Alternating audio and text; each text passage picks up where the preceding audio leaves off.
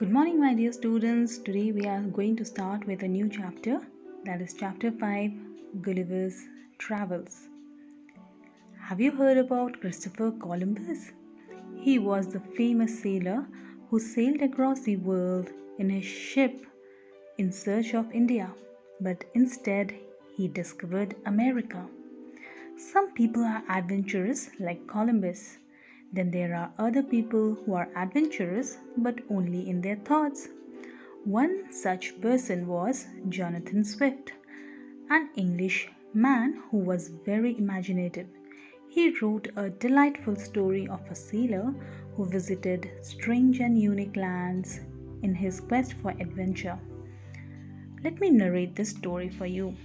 But before narrating the story, you should know that Gulliver's Travels is Jonathan Swift's most famous work in English literature that tells about the adventures of Lemuel Gulliver, a ship's doctor who, because of a number of accidents, ends up visiting several unknown islands which are inhabited by strange people and animals.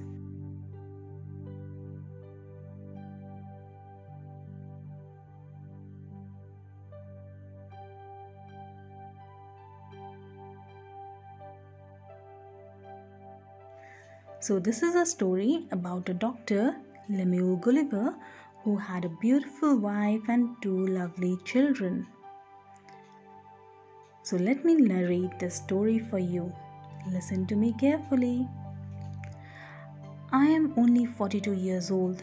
Still, I have already had many strange adventures in my travels to far off lands of the world. Strange adventures aren't what you would expect from someone named Dr. Lemuel Gulliver. But being a doctor in London just didn't satisfy me. Traveling to distant lands in the world always fascinated me. So, after qualifying as a doctor, I signed up as a ship's doctor and spent 3.5 years sailing around Europe. I accepted an offer from the captain of a ship named Antelope to be the ship's doctor on a voyage to the South Seas. We set sail from Bristol, England on May 4th, 1699, and after peacefully crossing the South Seas, we were hit by a violent storm off the west coast of Australia. Poor food and too much work while braving the storm caused the death of 12 of our crew and weakened the rest. So, when the wind drove us onto some rocks and split the ship apart, only 6 seamen, myself included, had enough strength to get a lifeboat down into the sea and row clear of the ship and rocks. Suddenly, a strong blast of wind from the north overturned our little boat and scattered my companions. I never laid my eyes on them again. I began swimming in whichever direction the wind and the waves pushed me.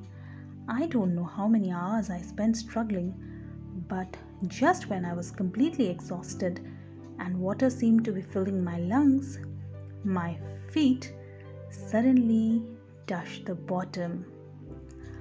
I took in several mouthfuls of air and looked up to the heaven. It must have been about 8 in the evening. The storm had decreased and there was enough light to make out land about a mile away.